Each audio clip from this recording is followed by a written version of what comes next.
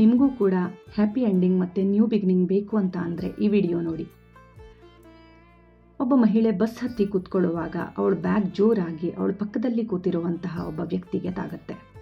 ಮಹಿಳೆ ಹೆದರ್ಕೊಂಡು ಬಿಡ್ತಾಳೆ, ಇವಾಗ ಈ ವ್ಯಕ್ತಿ ಕೋಪ ಮಾಡಿ ಬಸ್ಸಲ್ಲಿ ಗಲಾಟೆನೇ ಮಾಡಿಬಿಡ್ತಾನೆ ಅಂತ. ಆದರೆ ಆ ವ್ಯಕ್ತಿ ಅವಳಿಗೆ ಏನೂ ಹೇಳಲ್ಲ, ಗುರಾಯಿಸಲ್ಲ, ಸುಮ್ಮನೆ ಶಾಂತವಾಗಿ ಕೂತ್ಕೊಂಡು ಬಿಡ್ತಾನೆ.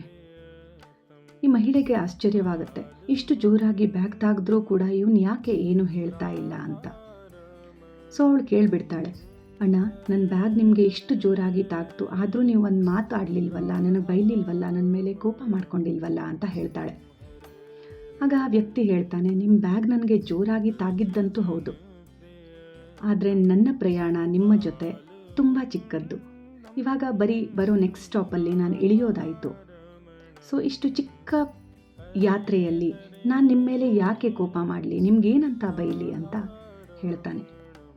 ತುಂಬ ಸಾಧಾರಣವಾದ ವಿಷಯ, ಆದರೆ ಇಲ್ಲಿ ಒಂದು ಡೀಪ್ ಮೆಸೇಜನ್ನು ಕೊಡುತ್ತೆ. ಈ ಬಸ್ ಯಾತ್ರೆಯ ಹಾಗೇನೆ ನಮ್ಮ ಜೀವನದ ಯಾತ್ರೆ ಕೂಡ ಇಷ್ಟೇ ಚಿಕ್ಕದ್ದು.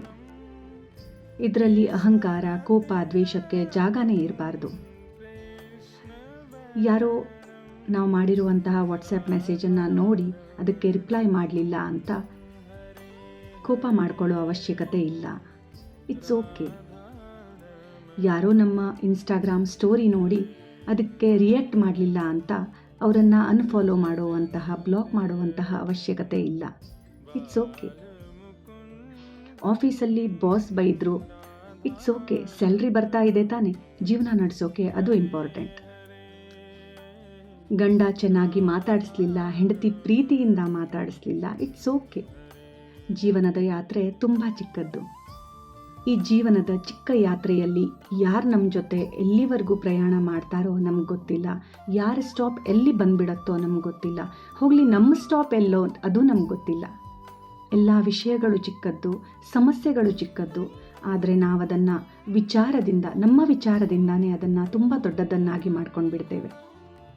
ಸ್ನೇಹಿತರೆ, ಈ ಚಿಕ್ಕ ಯಾತ್ರೆಯಲ್ಲಿ ಖುಷಿಯಿಂದ ಇರಿ, ಅಸೂಯೆ ಬಿಡಿ. ಯಾರಾದರೂ ತಪ್ಪು ಮಾಡಿದ್ದಿದ್ರೆ, ನಿಮ್ಮ ಮನಸ್ಸನ್ನು ನೋಯಿಸಿದ್ದಿದ್ರೆ ಕ್ಷಮಿಸ್ಬಿಡಿ. ನೀವೇ ಕೂಡ ಏನಾದರೂ ತಪ್ಪು ಮಾಡಿದ್ದಿದ್ರೂ ಕೂಡ ನಿಮ್ಮನ್ನೂ ಕ್ಷಮಿಸ್ಬಿಡಿ. ಮತ್ತೆ ಅಂತಹ ತಪ್ಪುಗಳನ್ನು ಮಾಡದೇನೆ ಜೀವನದ ಯಾತ್ರೆಯಲ್ಲಿ ಮುಂದೆ ಸಾಗೋಣ.